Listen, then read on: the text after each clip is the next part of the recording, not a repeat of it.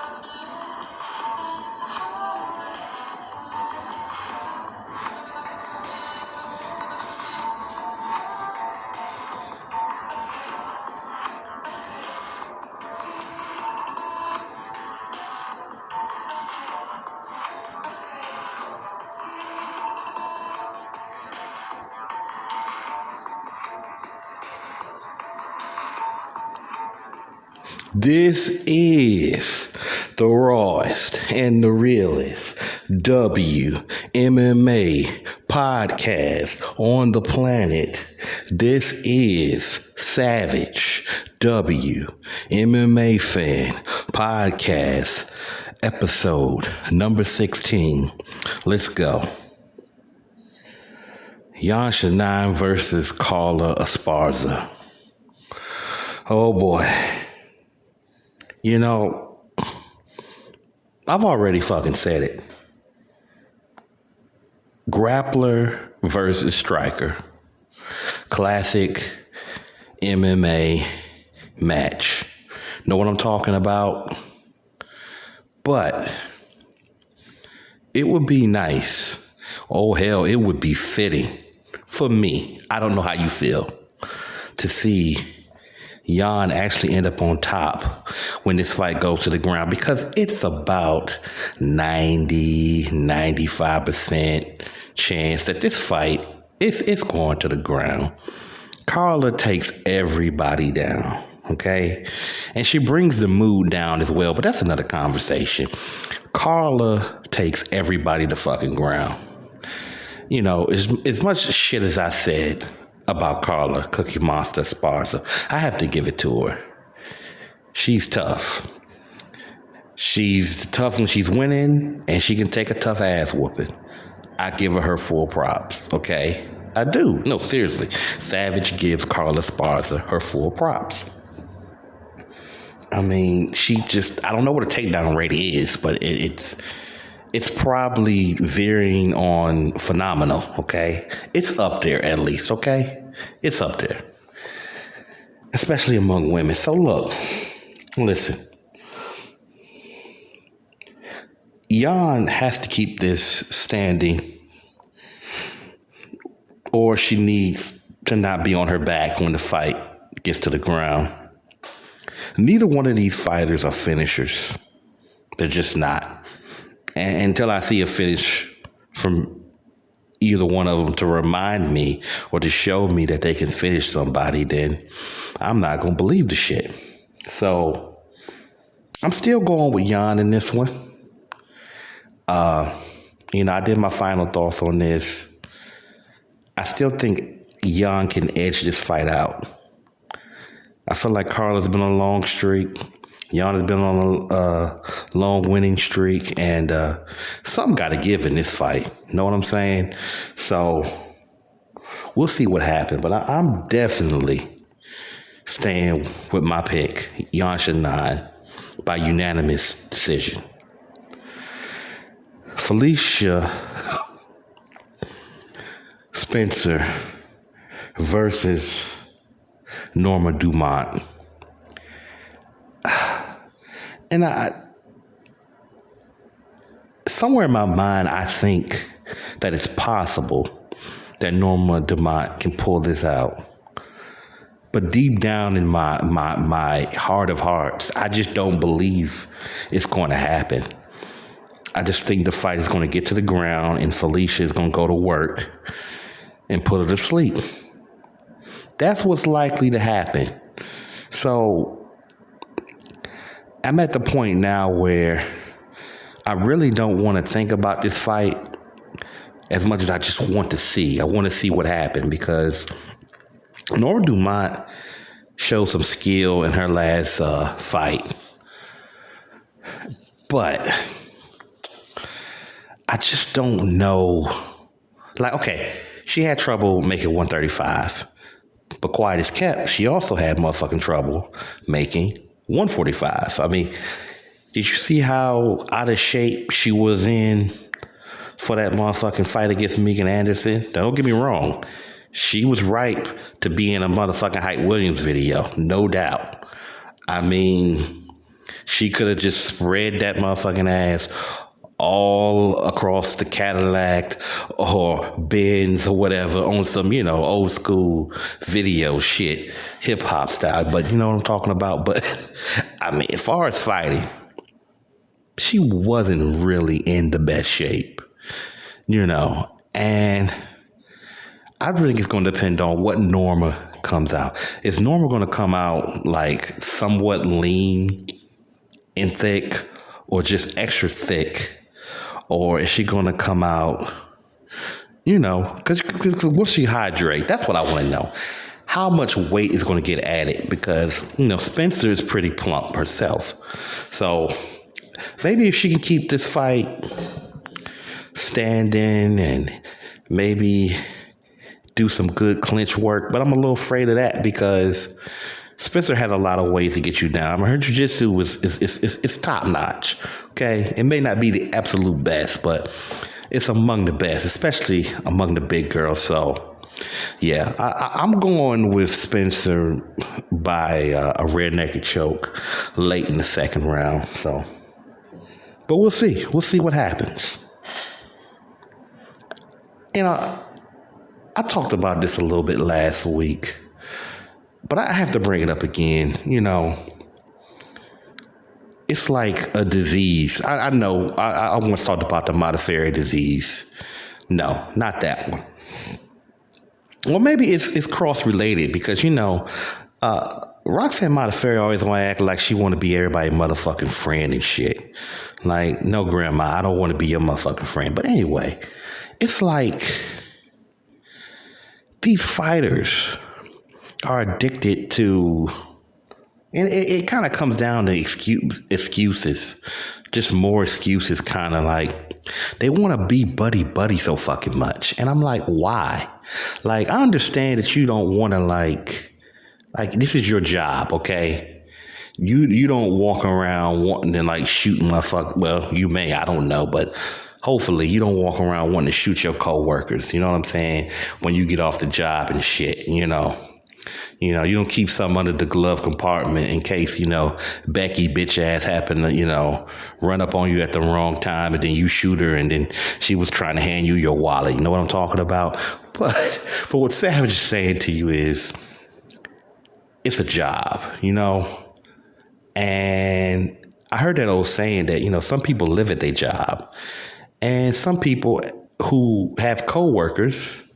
And in this case, your coworkers are your enemy to a degree because you end up fighting a lot of these motherfuckers. Like, so why would you be trying to make friends with other fighters? Now, I didn't say you could not have a friend who is another fighter. That's not what I'm saying. I'm saying, why are you actively trying? Like, okay, put it this way.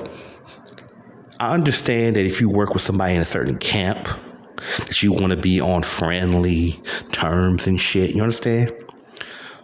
But I don't know if you should go the extra mile, especially if they're in your weight class or within the weight class you're likely going to move up or move down to. Know what I'm talking about? Like, I just put it this way. Like, look at this motherfucker right here, okay?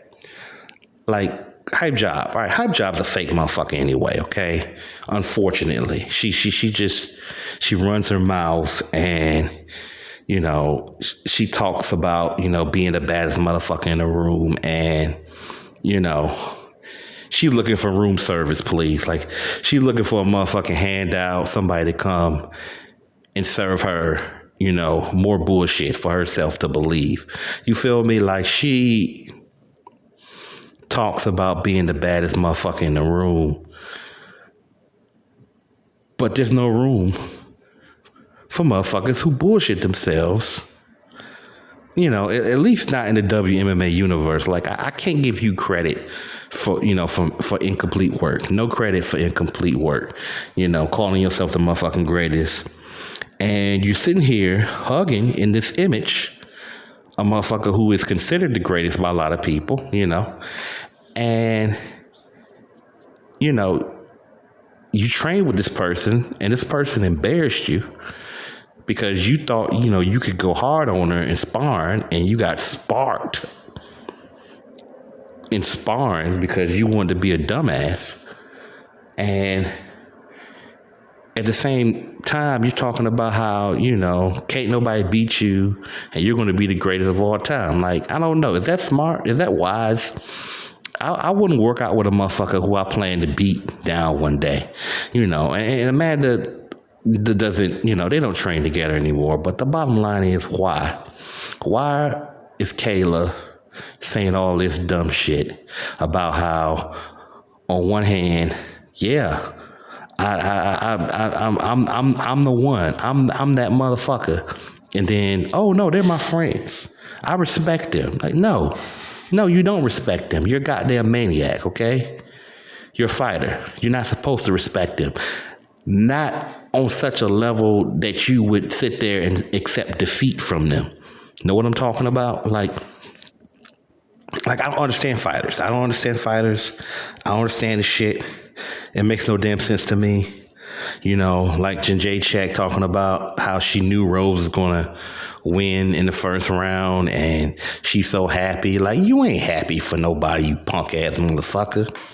First of all, you're still delusional because you think what you did 6-7 years ago mattered today. That's the shit, you know. So Bojangles Check shouldn't be talking at all about friends, okay?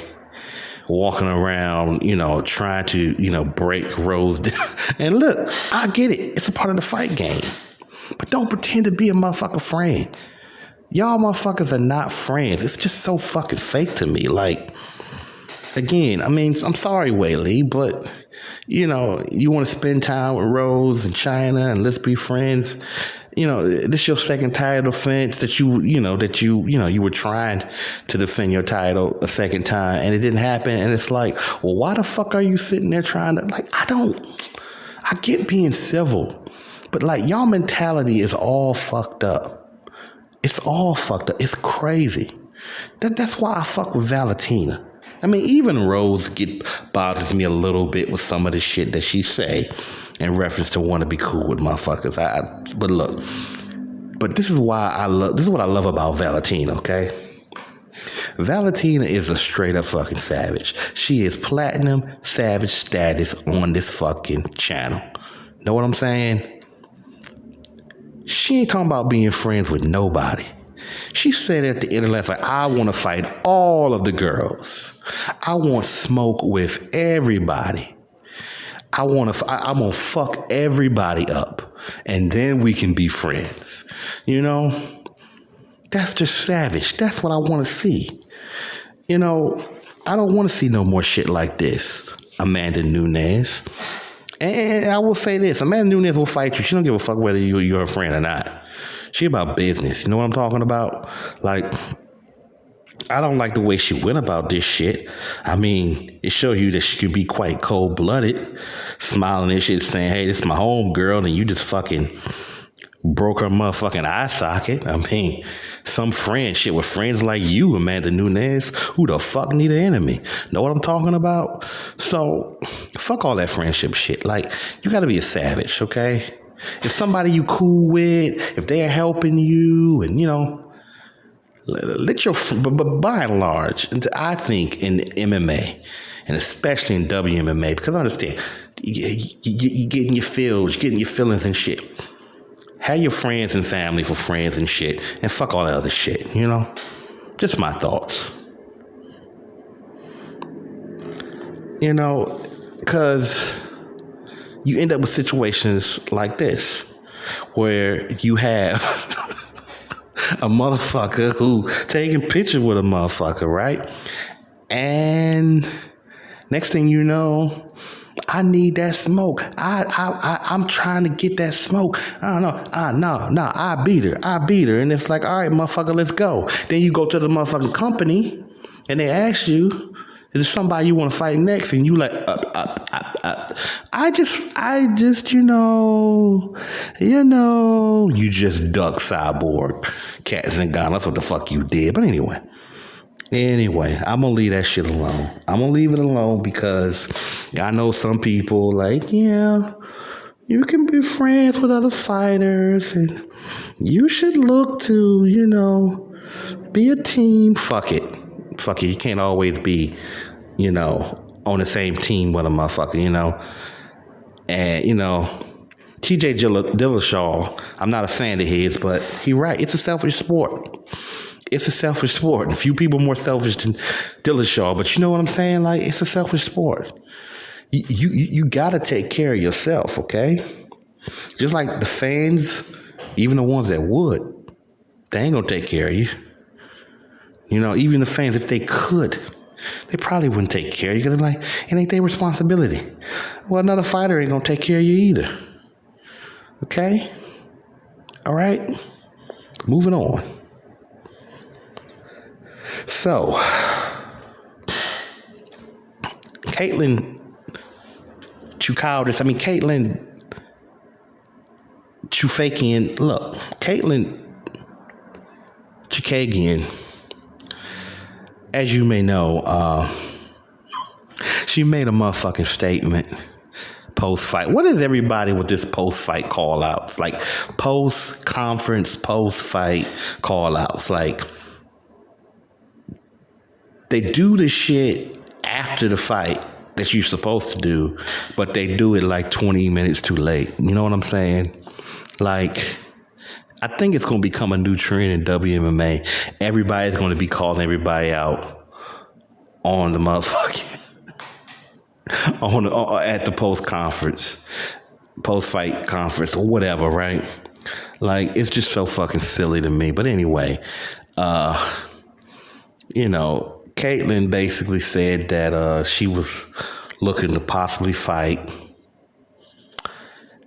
your girl, Alexa Grasso. I'm like, okay, that's okay, I guess.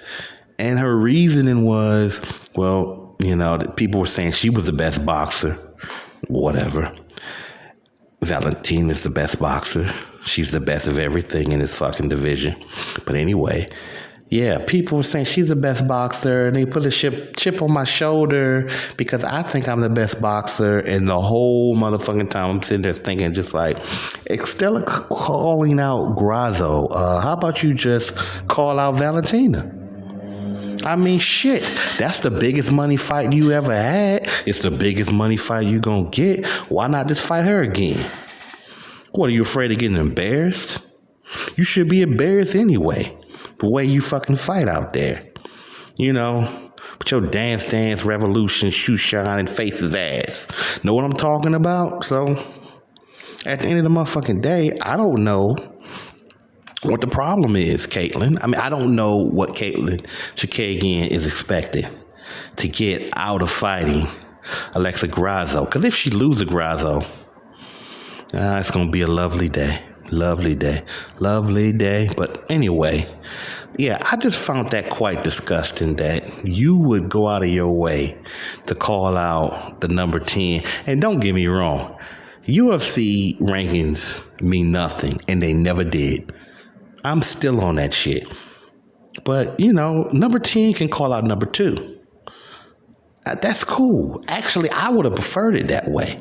If it was flipped the other way around and Alexa Grasso was like, I'm hearing that she's supposed to be one of the best strikers in the division, but I think I'm the best striker in the division, and I'm going to prove it. Let's go. You know what I'm saying? Let's go, Chukagian. I'm going to take you out. You know what I'm saying? Maybe she ain't got to say it exactly like that, but we know Alexa Grasso ain't going to never call nobody out, I mean, if you betting C notes on that, you about to be a broke motherfucker shit. You might have to... You might have You might have to go into your savings fucking around with these motherfuckers when it comes to call outs. But anyway, so yeah, that would have made perfect sense. But since it's the other way around, fuck that bullshit. You know what I'm saying? Just a bunch of bullshit. Bullshit. This lovely lady, this very lovely, adorable, savage warrior lady right here. I love this woman. I got a lot of love for this woman as a fighter, and she just seems like such a kind person. But she's also a savage, you know. And but I have something against her, or I have something to say. You know, as a fan, I'm fair as I can be when it comes to being critical. And I gotta be honest, I'm a little bothered by her reaction to the scorecards. Now, don't get me wrong, I agree with Viviane Araujo when it comes to the judges. I think the judges did screw up. I think the fight was much closer. And I think that she may have even edged out a victory over Katlyn Chookagian. But what I don't like by Araujo is the lack of taking responsibility for why she lost this fight. And I'm going to start with this whole, yeah, we planned to finish her in the second round. You know, what your team said you were going to do, your game plan. I don't think Araujo stuck to the game plan. I think she made some mistakes, and I think she went to the ground a little too early, even though I think she won the second round. That's a whole nother discussion. I think she didn't use enough lateral movement. Now, was that in order to conserve energy? Perhaps. But the question I have to ask is, how did she think she was going to beat Chookagian by walking straight into her? I mean, yeah, you can do that here and there every now and then, but Katlyn is just going to use her length to shoe shine your fucking face. Know what I'm talking about? And mix in the kicks. And eventually, I mean, you're not hard to read, okay? It's ABC 1, 2, 3. So, and you just sitting there getting blasted. Even though I think Katlyn missed a lot. But I agree with some people who said that, hey, you're slowing down and you're not throwing enough. You're losing the pace. And, you know, I know that the judges fucking probably was looking at how tired Araujo was in that motherfucking third round. I mean, yeah, in that third round. But at the end of the day, I think it's a little deeper than that. I think Araujo could have did some things better. And regardless of what she could have done better, one of the things that I read in this short article, which I'll link below, where she was speaking about the score that the judges gave her. And I agree with that 30-27 bullshit, straight bullshit. But one thing that I really didn't like that Viviane said was, if this fight was in Brazil, I would have never got a score like that.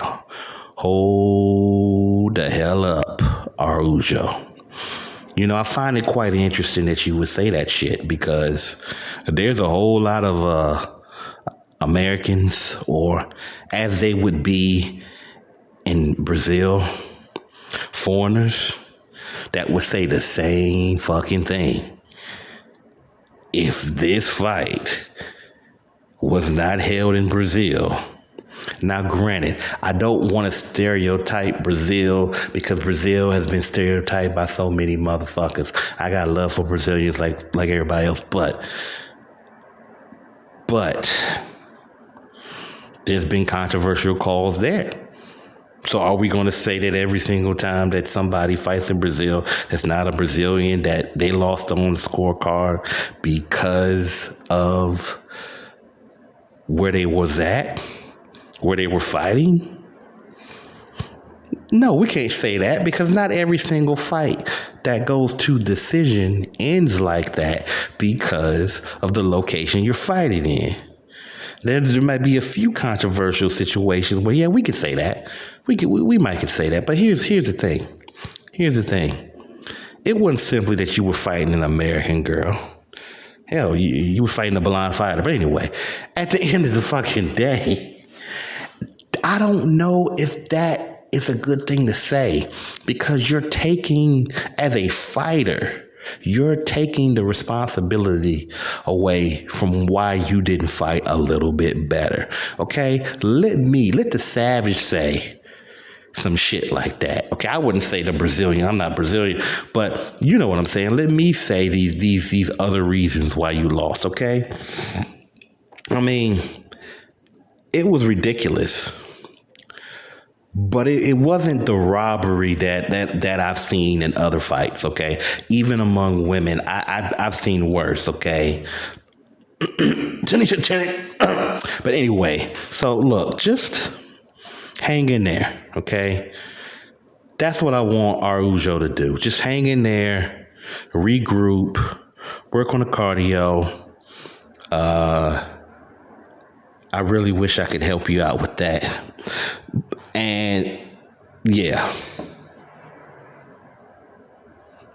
the Savage of the week. The Savage of the week is none other than Priscilla Cachoeira for her savage finish of Gina Mazzani. I'm sorry. I sound like I'm getting hit in the face by motherfucking Priscilla right now, you know. For all her flaws, you know. Her skill attributes might be 2.5 everywhere else, but her power is about a 5. Know what I'm talking about? And she was hitting her so hard. God damn, when this fight ended, I believe the second round, she was hitting her so hard with this right hand that she just kept hitting it with it. She wouldn't even switch to the left. Like bam, bam, bam, bam. And that was it. So there you go. The Savage of the week. Priscilla Cachoeira. You go, girl. Well, I'm really excited. Really, really fucking excited about these fights coming up this weekend and even the weekend after that. I mean, y'all, the next 4 or 5 weeks, WMMA is lit. It's lit like a motherfucker, as the younger people would say. And so, yeah. Hold up. Before I motherfucking forget, check this out. Finally, the fight has been announced for the Bellator Flyweight Championship of the world. Juliana Velasquez against Denise Kilhos, July 16th. Showtime. On a Friday, baby. I can't wait. Oh my God, that shit gonna be so fucking fun. But let's go Kilhos. That's all the fuck I gotta say. We'll talk more about it later. All right, everybody. Enjoy your Friday. Enjoy the rest of your weekend. As always, enjoy the fights. I'll check you out later. This is the rawest and the realest WMMA podcast on the planet. This is Savage WMMA fan. And I'm out.